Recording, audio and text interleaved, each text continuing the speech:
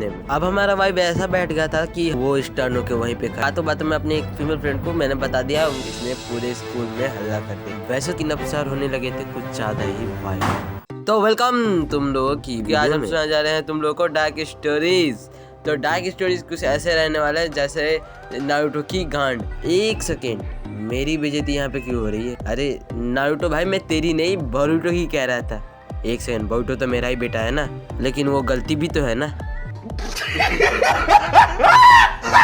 मैं भी जुट चुका हूँ और तुम लोग के पास क्या स्टोरी है कि तुम लोग यहाँ पे एक्सप्लेन करने के लिए बैठे हुए हो? डिमोनिक ये बात तो सही कह रहा है। मैं ही अपनी दोस्त की एक स्टोरी बता देता हूँ, इसी को एक्सप्लेन कर लेते हैं हम सब मिलके। That's the reason why I love Naruto. अबे सालो, तुम दोनों छक्को एक दूसरे का तारीफ करना बंद करो। चलो ठीक है, बनाते हैं हम, तेरी बताना। तो चलो तुम लोगों को मैं बता ही देता हूँ। तो मैं ये कहानी मैं सुना जा रहा हूँ अपनी फ्रेंड की, जो पढ़ता था कुछ 6th क्लास में, तब की ये स्टोरी है। तो तुम लोग ध्यान से सुन लो। तो मेनली इसमें 2 कैरेक्टर होने वाले हैं, एक का नाम हम मुकेश रखते हैं और एक का नाम झंडू। ये होने वाले मुकेश की स्टोरी और झंडू तो टीचर है। तो चलो हम तुम लोग को अब स्टोरी को सुनाते हैं क्लासरूम से। तो ये शुरुआत है जब क्लासरूम में आए थे न्यू टीचर, जिनका नाम अभी हम झंडू रखते हैं। ये टीचर जवान थे और हैंडसम भी, तो ये सब में फेमस हो गए थे, बहुत ज़्यादा जल्दी पॉपुलर हो गए और हमारे साथ इनका वाइब भी मैच करता था, तो हमें बहुत अच्छा भी लगता था इनके साथ पढ़ने में। अब हमारा वाइब ऐसा बैठ गया था कि हम लोग खेलते समय भी उनकी ही बातें करा करते थे। तो मैं एक दिन ऐसे दोस्तों के साथ बैठा था और मैंने कह दिया कि मैं ट्यूशन ज्वाइन कर रहा हूँ उसी सर के पास। तो उन्होंने भी मतलब कहा कि मैं भी ट्यूशन ज्वाइन करूँ। तो मैंने कहा तुम लोग की मर्जी। और सबने प्लान बनाया कि हाँ सब ज्वाइन करेंगे, लेकिन कोई नहीं आया, मैं ही अकेला उनके पास ट्यूशन पढ़ता था। तो सर फ्रेंडली थे तो उन्होंने ट्यूशन के लिए एक्सेप्ट कर लिया। मैं उनके घर पे पहुंचा। अब मैं पहुंच चुका था उनके रूम तक और वो सर बस जस्ट चिल कर रहे थे बैठ के वहीं पे।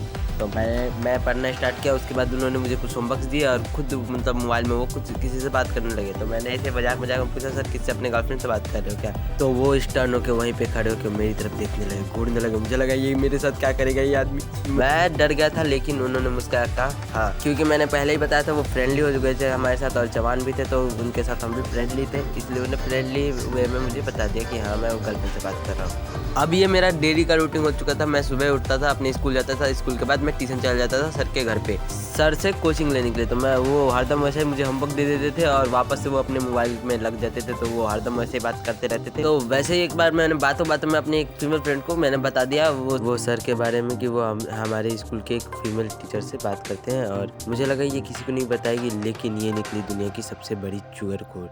इसने बताया नहीं, पूरी क्लास के सामने जाके तो इसके हल्ले के चक्कर में मैं फंसने वाला था, लेकिन सर थे खुले माइंड के, तो उन्होंने इतना माइंड लिया नहीं। सर को कोई फर्क तो नहीं पड़ता था, लेकिन अब सर होने लगे थे कुछ ज्यादा ही वाइल्ड। और ये साले भोसड़ी वाले बच्चे, इनकी तो मैं कोई अभी कैसे पटाखा फोड़ सकता है यार। छे यार, इन्हें तो मन करता है कितना मारूं मैं। छोड़ो, वीडियो की तरफ चलते हैं हम वापस से।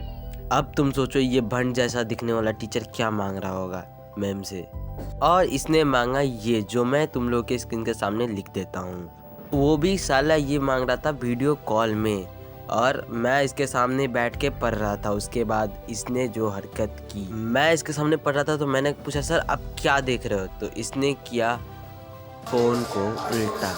मतलब अब तुम ही सोचो, उस बच्चे के सामने कुछ ऐसा दिखाया जा रहा है जिसे उसे नहीं देखना चाहिए, जो तुम भी देखो। ये सब देखने के बाद मैंने छोड़ दिया सर के पास पढ़ना ट्यूशन, और मैंने दोबारा उनके पास कभी ट्यूशन को ज्वाइन नहीं किया।